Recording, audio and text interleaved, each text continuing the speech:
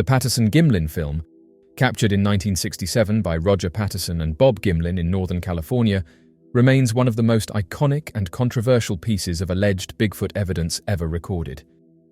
The video shows what appears to be a large, bipedal, ape-like creature walking through the woods near Bluff Creek. For decades, this footage has been scrutinized, celebrated, and debunked by skeptics and believers alike. However, a recent revelation from an anonymous Bigfoot researcher has reignited the debate around the famous film. According to the researcher, a close examination of one of the frames reveals the presence of another Bigfoot creature in the background, potentially suggesting that the creature famously known as Patty wasn't alone that day. This claim has led to new discussions within the Bigfoot research community. While Patterson and Gimlin have always maintained that they only encountered a single creature, this new analysis has led some to question whether the iconic footage could hold more secrets than initially thought. Could there have been multiple creatures in the area that day, and might this discovery change the way we interpret the most famous Bigfoot sighting in history? The creature, later named Patty by researchers, was estimated to stand between 6.5 to 8 feet tall, with long arms, a conical head, and a heavily muscular build. The footage has been hailed as the best visual evidence of Bigfoot to date. Despite decades of analysis and debate, the authenticity of the Patterson Gimlin film remains unresolved. However, this recent claim that another creature can be seen in the background adds a new layer of mystery to the footage. The anonymous researcher who brought forward the new claim has spent years studying the Patterson Gimlin film frame by frame, using modern techniques to enhance and analyze the footage in greater detail. According to this researcher, a previously overlooked frame in the film shows what could be the outline of another Bigfoot creature standing in the background, partially obscured by trees and foliage. The researcher points to a specific area of the frame where a large, dark shape can be seen in the background. This shape, they argue, bears a resemblance to the well-known Bigfoot figure in the foreground, with broad shoulders and a conical head visible through the trees. The alleged second figure appears to be standing still, watching Patty as she walks across the frame. Some claim the film is an elaborate hoax involving a man in a costume, while others argue that the creature's natural movements and anatomical features are too complex for a human to replicate in a suit, particularly given the filmmaking technology of the 1960s. This revelation has led to new questions. Could Patterson and Gimlin have encountered more than one Bigfoot that day without realizing it? Was the second creature keeping its distance, possibly as a member of the same family or group?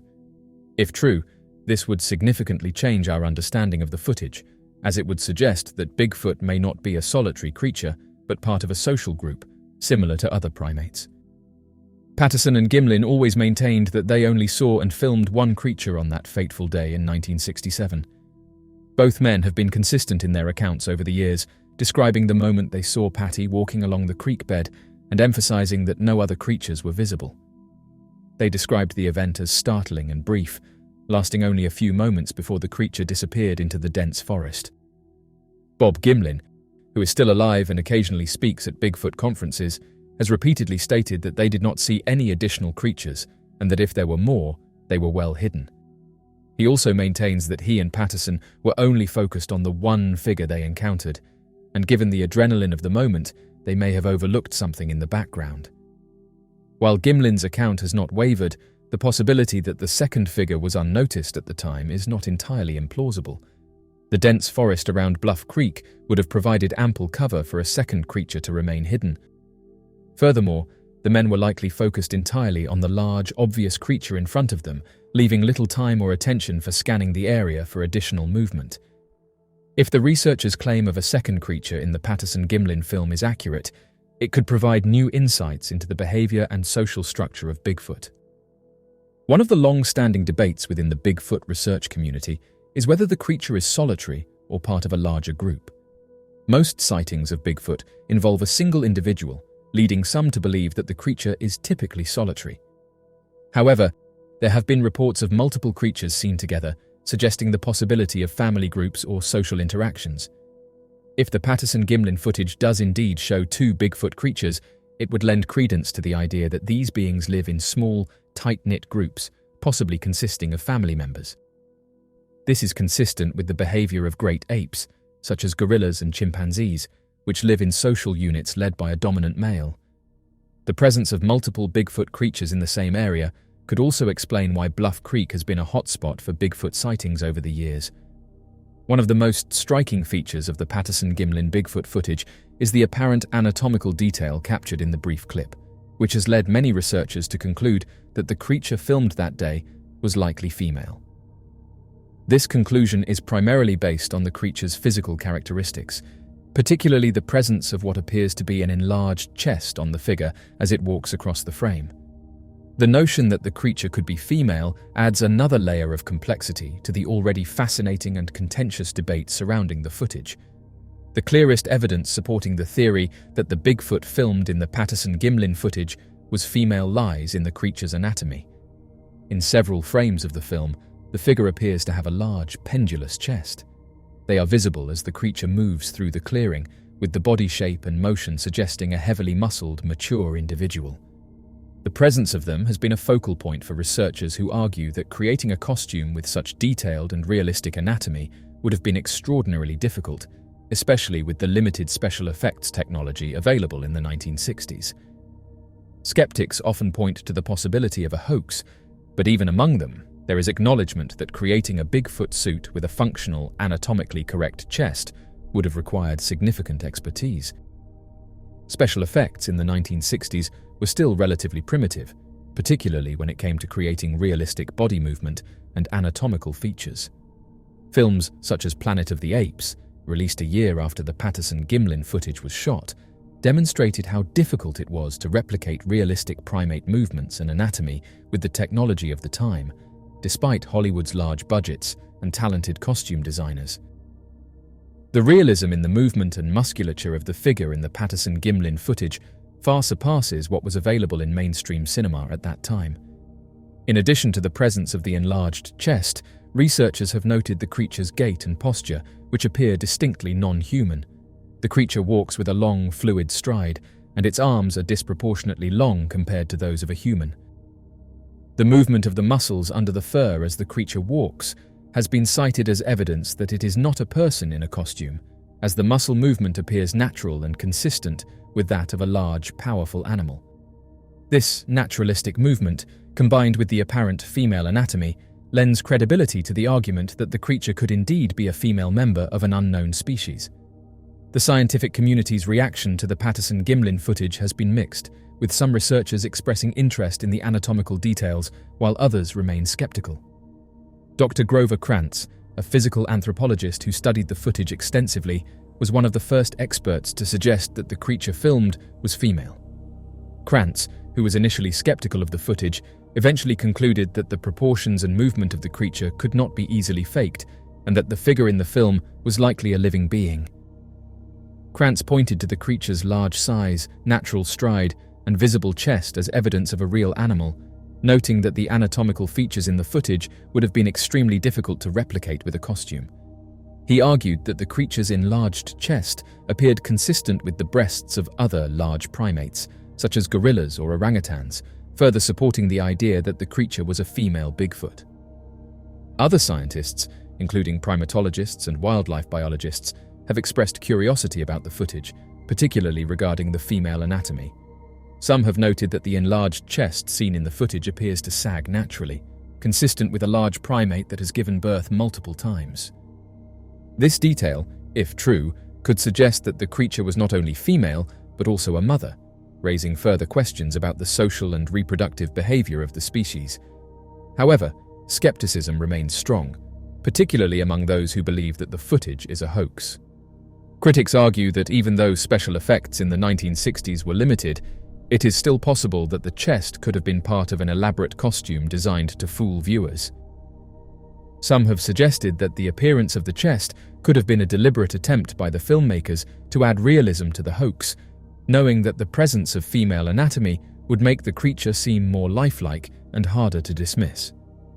The theory that the creature in the Patterson Gimlin film is female has added an interesting dimension to the already complex debate about the footage's authenticity. If the figure captured on film is indeed a female Bigfoot, this opens up new questions about the species' social structure, reproductive behavior, and the possibility of other creatures being nearby. The idea that Patty was a female also ties into the previously mentioned claim by an anonymous Bigfoot researcher that a second creature might be visible in the background of one of the frames. If the creature filmed was female, it raises the possibility that she was not alone, but may have been part of a family group, potentially including a male partner or offspring. This could provide a new explanation for why only one creature was clearly seen. If the second creature was a juvenile, or simply keeping a distance, it may have been easier to miss during the adrenaline-filled encounter. The presence of a female Bigfoot also raises questions about the creature's range and habitat.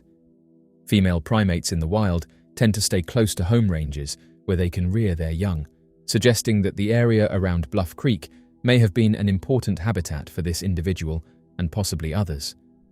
If Bigfoot exists, understanding the behavioral patterns of females could provide crucial insights into tracking the species and studying its ecology. The Patterson Gimlin film remains one of the most compelling pieces of evidence in support of the existence of Bigfoot, particularly because of the creature's naturalistic movements, anatomical detail, and the lack of convincing evidence to debunk it as a hoax. Despite decades of scrutiny, debate, and attempts to replicate the footage, no one has convincingly demonstrated that the creature seen in the film was fabricated. Supporters of the film's authenticity believe that the combination of physical, technical, and contextual factors strongly supports the notion that the footage is genuine and that Patty is a real, living being. One of the strongest arguments for the authenticity of the Patterson Gimlin film lies in the anatomical detail captured in the footage. The creature's movements and physical proportions suggest an organic being rather than a person in a costume. Skeptics have long argued that the figure in the film could be someone wearing a suit, but several factors contradict this notion. When closely analyzed, the footage reveals the movement of muscles beneath the creature's fur, particularly in its legs, arms, and back. This muscle movement occurs in a way that would be extremely difficult to replicate with a costume, especially given the limited special effects technology available in the 1960s. The muscles ripple and flex naturally as the creature walks, showing a level of biological realism that even modern special effects struggle to achieve. As mentioned earlier, the creature appears to have visible enlarged chest, which are not common in hoaxes or costumes. The presence of female anatomy, combined with the naturalistic, non-exaggerated movement of the creature, makes it unlikely that this was a person wearing an off-the-shelf suit. The creature's feet, as captured in still frames and in other physical evidence found at the site, suggest biological realism. Footprint casts taken at the Bluff Creek location show anatomical details such as the mid-tarsal break, a feature commonly seen in great apes but not in humans. This small but significant detail adds to the argument that the creature is not a person in a costume, but a real being with distinctive primate features. The circumstances under which the footage was captured also support its authenticity. Roger Patterson and Bob Gimlin did not have the resources or connections necessary to stage an elaborate hoax, especially one involving such a convincing costume and performance. Patterson, an amateur filmmaker with a deep interest in Bigfoot, was known for his enthusiasm, but lacked the financial means to orchestrate something as sophisticated as the scene depicted in the film. Moreover, the unscripted nature of the footage lends credibility to the idea that it was a genuine encounter. The film shows Patterson scrambling to catch up with the creature after hastily dismounting his horse. The shaky, hurried camera work reflects the natural tension of the moment. If this were a hoax, one might expect a more rehearsed or controlled filming process, yet the footage conveys an authentic, spontaneous interaction between the men and the creature. One of the strongest arguments against the idea that the Patterson Gimlin footage was faked is the limited technology available in 1967. Special effects in the late 1960s were in their infancy compared to what filmmakers can achieve today. The production of realistic animal costumes, especially ones that convincingly simulate muscle movement and biological proportions, was beyond the reach of most filmmakers, much less two amateur Bigfoot enthusiasts without access to Hollywood-level budgets or expertise. To give a sense of the state of special effects at the time, consider the 1968 film Planet of the Apes, which was lauded for its advanced makeup and prosthetic work. Despite its high budget and professional team, the ape costumes in the movie do not exhibit the same fluid, realistic muscle movement and naturalistic body proportions seen in the Patterson Gimlin footage.